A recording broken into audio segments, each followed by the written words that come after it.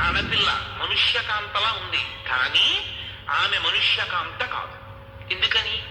మనుష్యకాంత అంటే ఎలా పుట్టవలసిన అవసరం ఉందో అలా ఆమె పుట్టలేదు కనుక. ఇది జనకుడి అనుమానం. అయినప్పుడు ఈమె నరకాంత కానప్పుడు నేను నరుణ్ణి, నాకు ఈమె ఏమవుతుంది? ఎత్తుకుని నిలబడ్డాడు. అనుమానంతో పైకి చూశాడు.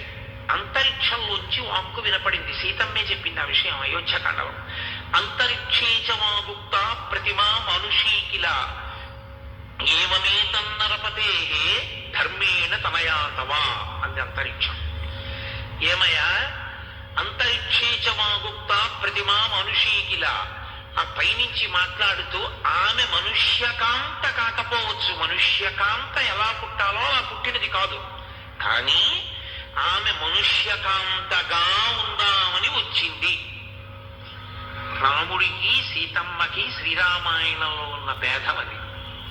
రాముడు ఎప్పుడూ నేను నరుణ్ణే నేను నరుణ్ణే నేను నరుణ్ణే అన్నాడు. సీతమ్మ పుట్టుకతోటే నరకాంత కాదు, నరకాంత అన్న వేషం కప్పుకుంది. అందుకే చాలా చోట్ల బయటపడిపోతుంది నేను నరకాంతను కాను. ఆమె మాయాస్వరూపిణి.